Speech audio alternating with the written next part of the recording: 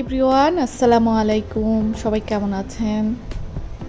জানি সবাই ভালো নেই। আজকে তো আম, সারা দেশে আন্দোলন চলছে। অনেক ভারাক্রান্ত মন নিয়েই ভিডিও শুরু করলাম। ভিডিওটা আমার গতকালকের, তো ভয়েস ওভারটা দিয়ে দিচ্ছি কারণ মন ভালো নেই। মনকে অস্থিরতা থেকে দূর করার জন্য আসলে কাজে নেমে পড়লাম।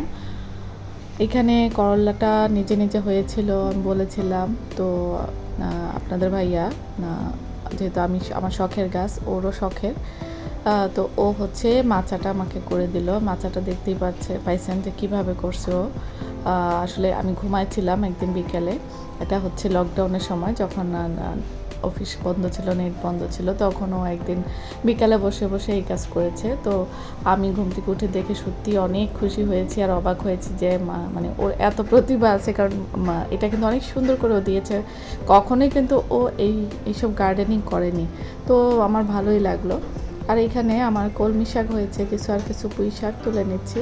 কারণ আমার খুব ছোট বারান্দা, মানে চিকন একটা বারান্দা, আর আমি খুব ছোট ছোট পটে লাগাইছি এগুলি। যেহেতু বাচ্চা আছে, খুব বেশি জায়গা জুড়ে লাগাইনি, কারণ বাচ্চারা বারান্দায় আসবে, খোলামেলা থাকবে, তাই। তো হওয়ার সাথে সাথে আমি হচ্ছে এগুলি তুলে ফেলি, মানে ছাঁটাই করে ফেলি, নয়তো খুব জঙ্গল হয়ে যায়। আর তাছাড়া যেহেতু অল্প পটে হয়েছে, শাকটাও পরবর্তীতে নষ্ট হয়ে যায়, মানে অল্প মাটিতে যেহেতু।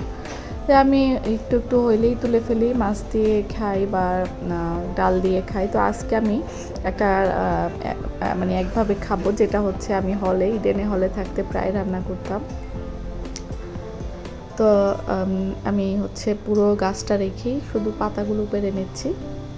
আর এই আমার বারান্দার লাগানো শাকগুলি না এত মজার হয়, মানে এত সফট, কড়াইতে বা রান্নায় দিলে সাথে সাথে গলে যায়। নর্মালি বাজারের কেনা শাকগুলি কিন্তু এরকম না। আর এরকম কচি লকলকা শাক দেখলেই ভালো লাগে। আর বাইরে আমার বাসার পাশে সবসময়ই আওয়াজ থাকে, তাই শুরু হয়ে গেছে কাজ। তো আমি আজকে রান্না করব ডাল দিয়ে কলমি শাক আর পুঁই শাক যা পারলাম। আসলে এই রান্নাটা আমি যখন ইডেনে হলে থাকতাম, এটা মাঝে মাঝে করতাম। যেহেতু সময় থাকতো কম, অল্প সময়ের মধ্যে পুষ্টিকর একটা খাবার খাওয়ার এটা খুব ভালো একটা উপায়। কারণ দুইটা রান্না করার মতো অবস্থা থাকে না, যেহেতু আমিই খাবো এই খাবারটা। প্রথমে ইচ্ছে ছিল শাক রান্না করবো আলাদা, আর ডাল। পরে দেখলাম শুধু আমার জন্য আমি আলাদা করে এত কষ্ট করার কী দরকার, একসাথে ডাল আর শাক রান্না করি, খেতেও মজা হয় কিন্তু। আর একদম মশলা কমে, মানে একদম সাদা সাদা করে রান্না করব। কারণ হচ্ছে কয়েকদিন বিরিয়ানি খেলাম গতকালকে, তার আগে ভাজা মাছ, আবার মাংস, শুটকি, লতি, এগুলি কয়েকদিন একাধারে খুব ঝাল ঝাল খাবার খেয়েছি। তো আমি একটু ভাবলাম যে আজকে একদম একদম সাদা সাদা একটা খাবার খাবো। তো এই খাবারটা সবচেয়ে বেটার হবে। একসাথে মানে ডালও হয়ে খাওয়া হবে, আর একদিক দিয়ে শাকও খাওয়া হবে। আর আপনার ভাইয়ার আগের ভাজি আছে, বিরিয়ানিও গতকালকের আছে। রাতে তো খাবে শুধু রাতে, আবার মাছ ভাজাও আছে। তার উপর যদি ও অন্য কিছু করে খেতে চায় তো খেয়ে নেবে। আর আমি একটা শুধু মরিচ দেবো, ফোড়নে দেবো এই মরিচটা। আসলে এইরকম আওয়াজ হলে খুব ডিস্টার্ব হয়, বাইরে খুব আওয়াজ হচ্ছে। তো ফোড়নে শুধু একটা লাল মরিচ দিলাম, আর কাঁচা মরিচ দিয়েছি। তো এইখানে আপনার ভাইয়ার জন্য ডিম ভাজি করছিলাম এই কড়াইতে, তো এই কারণে পরবর্তীতে হচ্ছে এরকম ফেনা ফেনা হয়ে গেছে। আমার রান্না কিন্তু কমপ্লিট, খুব দ্রুত হয়ে যায় আর খেতে খুব ভালো লাগে। একদম ফ্রেশ একটা খাবার। আসলে আজকে মনটা খুব খারাপ। প্লিজ সবাই দোয়া করবেন বাচ্চাদের জন্য, কোনো বাচ্চা যাতে আর কোনো হতাহত না হয়, আল্লাহ যাতে ওদের রক্ষা করে, আর দেশে যাতে অতি দ্রুত শান্তি ফিরে আসে।